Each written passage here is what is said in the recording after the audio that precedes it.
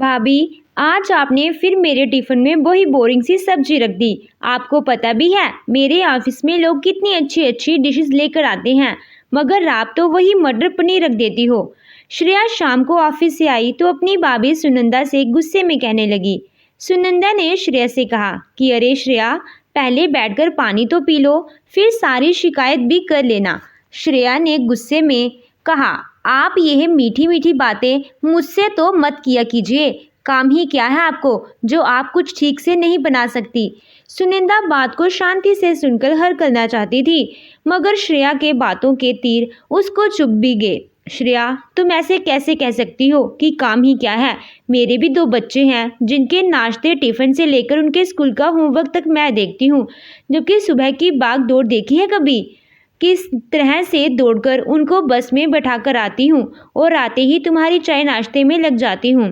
सांस लेने के लिए 2 पल बैठ जाऊँ तो सासू माँ चाय के लिए घर को सिर पर उठा लेती हैं। तुम बिस्तर से गूंजती हुई उठती हो और सीधे अपने कामों में लग जाती हो। घर के कामों से तो तुमको कोई मतलब ही नहीं है और मुझसे कह रही हो कि काम ही क्या है, जबकि घर का सारा काम सिर्फ मेरे कंधों पर है। श्रेया ने गुस्से में कहा, भाभी, इतना बड़ा लेक्चर देने की जरूरत नहीं है। जब सैलरी आती है तो घर में मैं भी हिस्सा देती हूँ। मैं अकेली हूँ, फिर भी कितने सालों से खर्चा दे रही हूँ। क्या आपके लिए यह काम है जो मुझे घर के काम भी करवाना चाहती हैं? सुनिंदा ने गुस्से में कहा, हम दोनों का ही काम एक दूसरे से कम नहीं है, मगर तुम्हें यह समझ में नहीं आ रहा है। अगर मैं कहीं से सैलरी नहीं लाती तो इसका मतलब यह तो नहीं कि मेरे काम की इम्पोर्टेंस कम होगी। एक दिन घर से गायब हो जाऊंगी तो सब पता चल जाएगा। आज तो घर का दृश्य बिल्कुल ऐसा हो चुका था कि बस तलवार म्यान से बाहर आ ही चुकी है और चलाना बाकी है।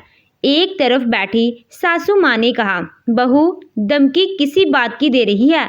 अरे पूरा दिन थक कर आई है, उसके सिर पर भी 100 चिंताएं होती हैं, तो इसका मतलब ये नहीं है कि तू उसको लेक्चर देने लगे। और घर के जाने की धमकी क्या दे रही है? कल की जाती आज चली जा।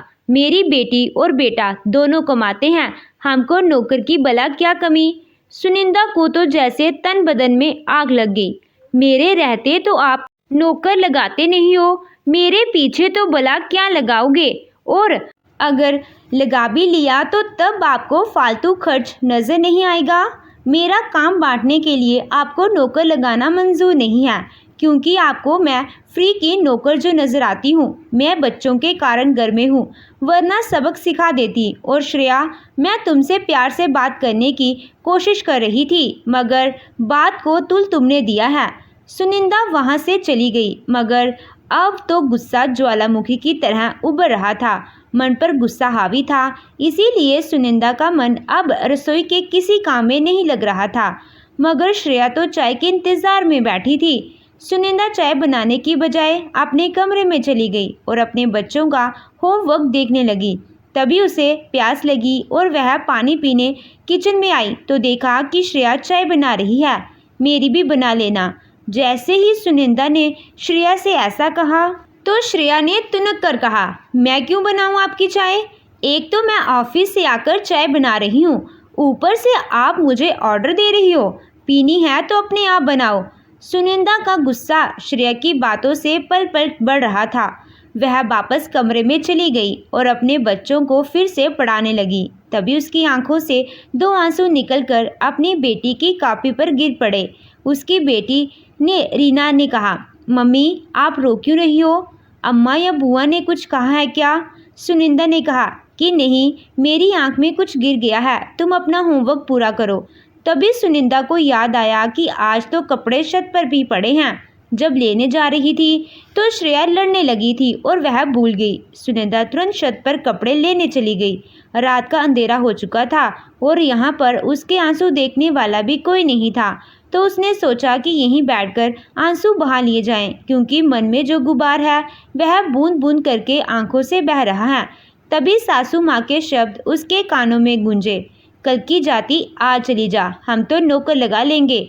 इन शब्दों में बार बार उसके दिमाग में गूंजकर उसके जहन में वह ज्वालामुखी तैयार कर दिया, जो अब बुरी तरह से खो रहा था। किसी के जरा सा छेड़ने पर भी वह फट सकती थी, उसे याद आया कि जब से वह यहाँ शादी होकर आई तब से यह श्रेया किसी तरह से उसको जलील करती आई है। उसे याद आया जब वह प्रेग्नेंट हुई थी तब श्रेया ने क्या कहा था, काम से छुट्टी पाने का यह अच्छा बहाना है कि प्रेग्नेंट होकर बैठ जाओ। मम्मी भाभी तो मुझे टिफ़िन में खाना ऐसे देती हैं कि कुत्ता भी ना खाए, और जब यह प्रेग्नेंट है तो अब तो यह बिल्कुल भी कुछ नहीं करने वाली। सासू माँ ने तुरंत गुस्से में कहा था, प्रेग्नेंट हुई है या कोई बीमार थोड़े है जो काम नहीं करेगी। मैंने भी तो तुझे और राकेश को पैदा किया है, तो क्या मैंने घर का काम नहीं किया था। शादी के 3 महीने बाद ही सुनिंदा प्रेग्नेंट हो गई थी। उसने तो सोचा था कि उसके प्रेग्नेंट होने पर घर में खुशियां मनाई जाएंगी, मगर यहाँ तो कुछ और ही सुनने को मिल रहा था। पहले दिन से सासू माँ ने कह दिया था कि बहू तुम्हारी ननद भी ऑफिस जाती है, इसीलिए तुमको ही सुबह उठकर उसका भी टिफ़िन और नाश्ता तैयार करना पड़ेगा और हमेशा उसका ख्याल रखना पड़ेगा, क्योंकि आखिर वह भी घर की खर्चों में हिस्सा देती है।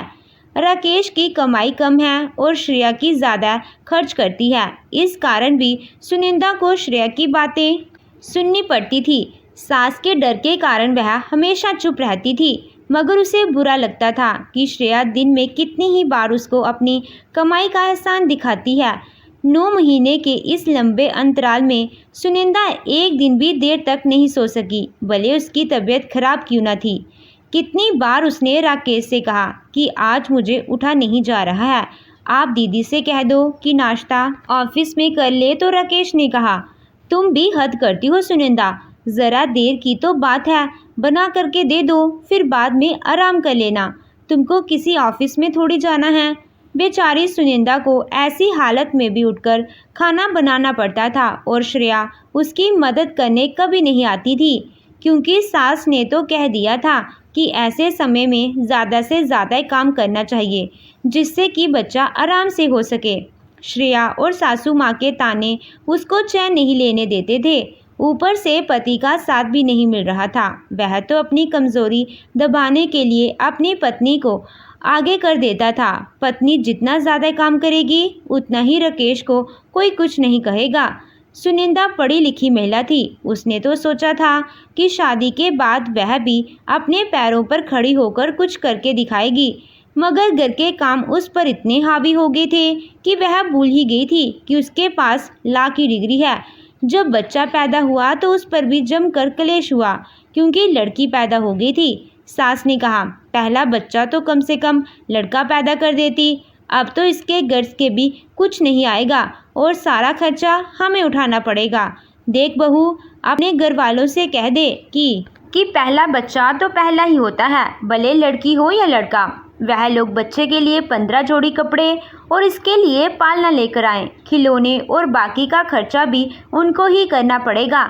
सुनिंदा के घर वाले तो पहले ही इंतज़ाम करके बैठे थे, मगर सास का यह लालच सुनिंदा को अंदर तक झकझोर गया था। इतना सब देना ज़रूरी नहीं था, मगर सास को उससे कम कुछ चाहिए नहीं था। सुनिंदा के घर वाले बहुत खुश थे और वह अपनी हैसियत से सब कुछ लेकर आए थे, मगर इतने पर भी सासू माँ ने कह दिया था कि सोने की चैन तो है ही नहीं। अरे अभी उन्होंने मेरे घर का शगुन नहीं किया तो भला आगे लड़का कैसा पैदा होगा।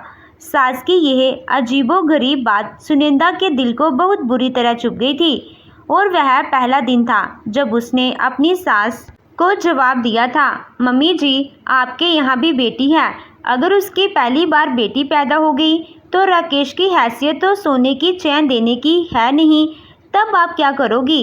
इस बात पर सासू माँ ने घर में भारी क्लेश किया कि बहू तो जवाब देने लगी है, हमारी तो कोई औकात ही नहीं है। अगर श्रेया घर में नहीं होती तो यह मेरे घर से निकाल देती, और श्रेया भी अपनी भाभी के पीछे पड़ गई थी। घर के हालातों को देखते हुए सुनिंदा ने चुप्पी साधने में ही भलाई समझी। सुनिंदा हमेशा ही अपने पति की कम आमदनी के कारण सास और ननद से दबती रही। छोटे मोटे जवाब कभी मुंह से निकल जाते तो घर में मानो भूकंप ही आ जाता था। जब उसकी बेटी 2 साल की हुई तो वह दोबारा प्रेग्नेंट हो गई। इस पर श्रेया ने कहा, जब पति की कमाई नहीं है तो इतने बच्चे पैदा क्यों कर रही हो, कान खोलकर सुन लेना, मैं कुछ करने वाली नहीं हूँ। सुनिंदा दो बोचक्की सी श्रेया को देख रही थी। श्रेया, जुबान संभाल कर बात करो, कुछ भी हो मैं तुम्हारी बड़ी भाभी हूँ और इसके लिए मैं तुमसे पैसा नहीं मांग रही हूँ जो मुझे इसका ताना दे रही हो। सासू माँ ने भी तुरंत श्रेया का साथ दिया। अरे श्रेया, इसके मुंह मत लग, यह तो बदतमीज होती ही जा रही है। कुछ नहीं, बस अपने घर की औकात दिखा देती है। हर बात पर सुनिंदा को उसकी औकात दिखाना तो उसकी सास और ननद की आदत हो चुकी थी। सुनिंदा हर बात को जहर के घुट की तरह पी रही थी और उसका रोम रोम इन बातों से अब थक चुका था। दूसरी बार में उसको बेटा पैदा हुआ तो सुनिंदा ने एक लंबी सी सांस ली। श्रेया ने तो मुंह बनाकर कह दिया, इस बार भी देख लेंगे कि क्या देते हैं तुम्हारे घर वाले। सासू माँ तो पोता होने की खुशी इसलिए मना रही थी कि इस बार बहू के मायके से ढेर सारा शगुन आएगा। सुनिंदा ने राकेश से कहा, अगर हम किसी को कुछ दे नहीं सकते तो लेने का भी हक नहीं है। मेरे भाई को बेटा पैदा हुआ था तो तुमने क्या दिया था, लेकिन मेरे घर वालों ने कभी कुछ नहीं सोचा। वह जानते हैं कि तुम्हारी आमदनी कम है, मगर इस बात का फ़ायदा कब तक उठाते रहोगे। अपनी आमदनी बढ़ाने का कोई ज़रिया क्यों नहीं ढूंढते। राकेश ने अपनी सुनिंदा को गुस्से में कहा, सुनिंदा, जितनी चादर हो उतने ही पैर बसाने चाहिए। मैं तो नहीं कहता कि तुम बड़ी बड़ी पार्टी में जाओ, मुझे तो तुम्हारे घर भी नहीं जाना, तुम ही लेकर जाती हो। सुनिंदा सोचने लगी कि यह इंसान कभी नहीं समझेगा। घर में छोटा सा हवन पूजा रखा गया तो सुनिंदा के घर से उसके घर वाले बहुत खुशी के साथ ढेर सारा सामान लेकर आए और इस बार पोते के लिए सोने की चैन भी थी, जिसे देखकर सासू माँ ने खुश होने के बजाय कह दिया, वैसे चैन तो हल्की है, लेकिन चलो कोई बात नहीं, छोटा बच्चा वजनदार चैन कैसे पहनेगा, बड़ा होकर पहन लेता, मगर खैर छोड़ो, कोई बात नहीं। सब लोग उनकी बात का अर्थ समझ गए थे, मगर कोई कुछ नहीं कह पाया। सुनिंदा को बहुत बुरा लगा था कि उसकी सासू माँ ने मायके वालों को इस तरह बात कही।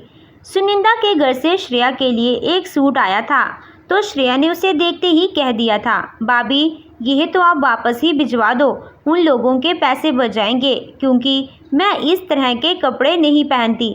पता नहीं कौन सी दुकान से इतनी पुराने फैशन का सूट उठा लाए। सुनिंदा का मन ऐसी बातें सुनकर चीख उठता था। तो उस दिन सुनिंदा ने कहा, श्रेया तुम्हें नहीं पहनना तो कोई बात नहीं, इसको मैं पहन लूँगी, यह स्टेटस की बातें हैं, तुम्हारी समझ से बाहर हैं। श्रेया ये सुनकर बुरी तरह तिलमिला गई और कहने लगी, तुम्हें स्टेटस की जानकारी कब से होने लगी।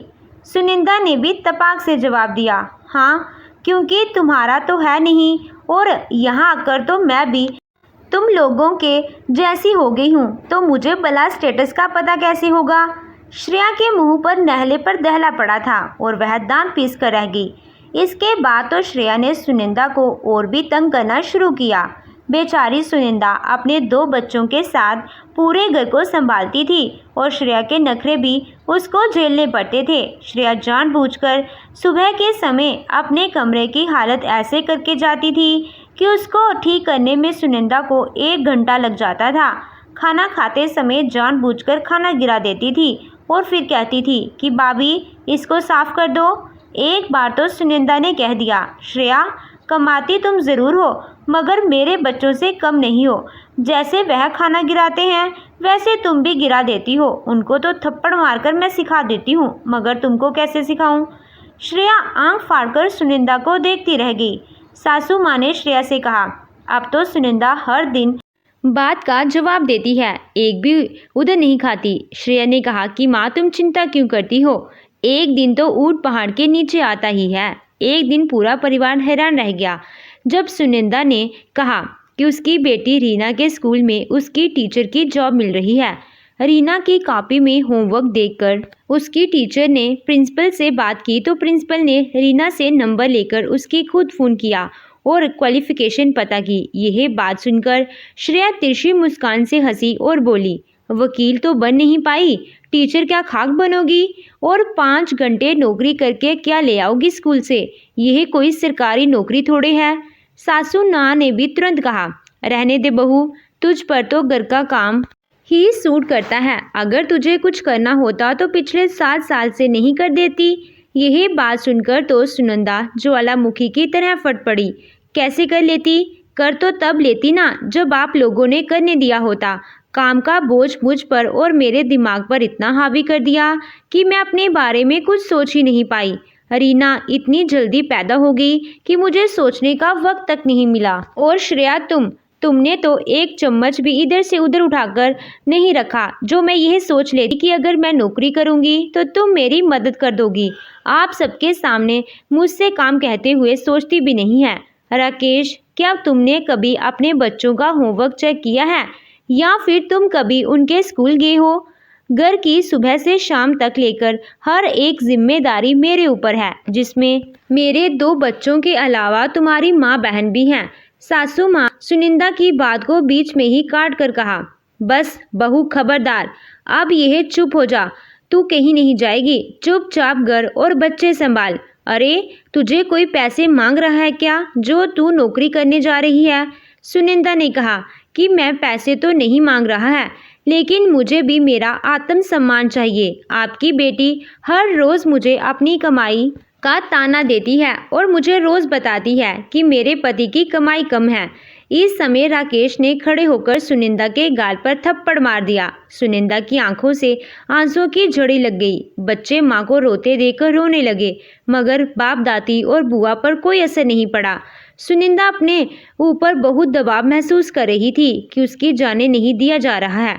उसका मन तो चाहता था कि वह पंख लगाकर उड़ जाए और छुट्टी पाए इस काम के बोझ से। कल की जाती आज चली जा, यह वाक्य उसके दिमाग में हजारों छेद कर चुका था। तभी उसकी बेटी ने उसको फिर से पुकारा, मम्मी आप यहाँ अंधेरे में क्यों बैठी हो? उसकी बेटी छत पर आ चुकी थी और रो रही थी।